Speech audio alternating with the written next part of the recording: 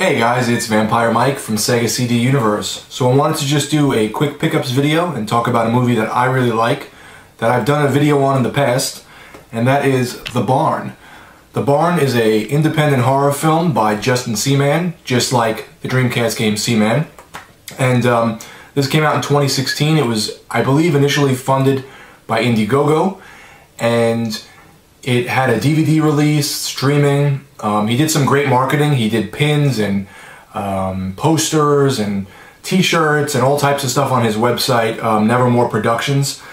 And he just really made it really cool. He put like a whole thing together. They did like a computer game, like a video game and everything.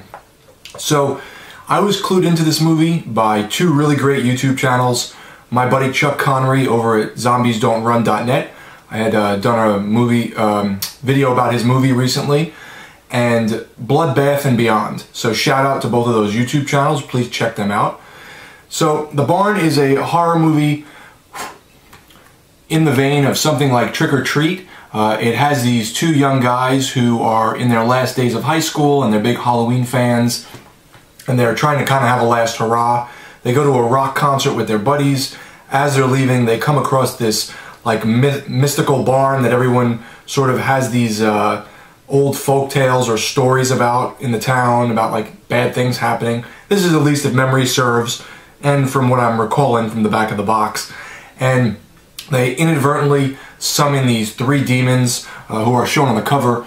It's a pumpkin looking guy, a coal miner, and a scarecrow looking fellow. And they start to wreak havoc on the town, and these two friends and their other friends are now trying to stop it. The movie is a big, big love letter to the 80s. It feels like an 80s movie. There's like tropes from the 80s, the goofiness, that sort of kind of like cheesiness mixed with horror. As I said, it sort of reminds me of Trick or Treat, and a little bit like the Halloween films, but much more like goofy than like the way Michael Myers is supposed to be serious. Currently they have on Justin's website, Nevermore Productions, the, I believe, special edition DVD, I think, is still in stock, and the Blu-ray.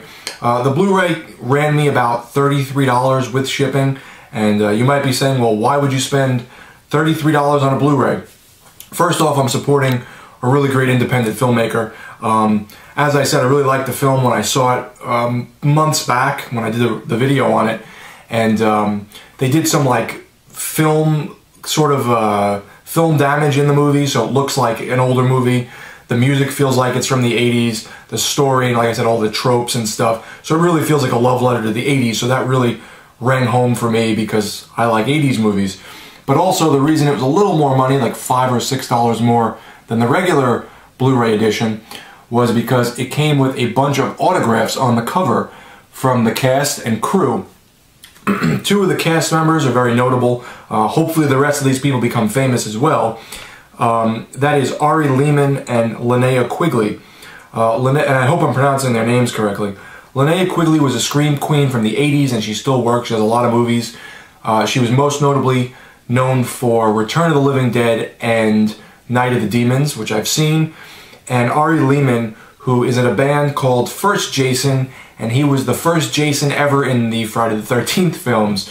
Spoiler alert, from 30 years ago or whatever, at the end of one of the Friday the 13th, I believe it's the first one, it has to be the first one, there's one of the counselors in a canoe, and you see this deformed boy jump out, it's Jason, and grab them.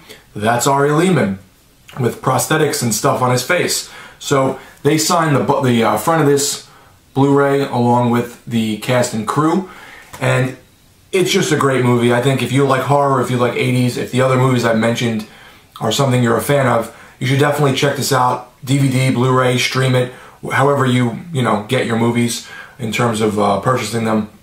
So for those who have the DVD and were contemplating about double dipping, or maybe they are just listening to this now and maybe they're interested, let me just tell you what this Blu-ray comes with. Obviously the disc. It comes with a flippable cover. Really cool artwork on the flippable cover. If I bought the regular edition without the autographs, I probably would have used that inside artwork because I think it's really cool. But since this has autographs on the front, I don't want to flip it inside. I don't want the autographs to be there because it's sort of a collectible thing too, you know?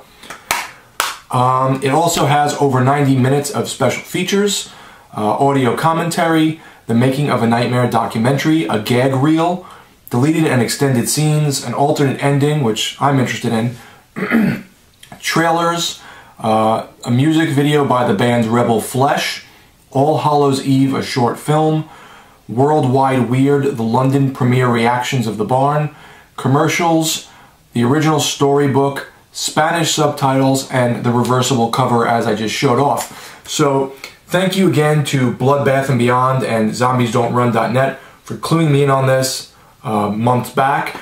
And thank you, Justin, for shipping this out really quickly and getting all these really cool autographs from me. I can't wait to watch this on Blu-ray. As I said, it's a love letter to the 80s. If you like 80s movies and horror, you need to watch this. Thanks, guys, for watching. It's Vampire Mike from Sega CD Universe.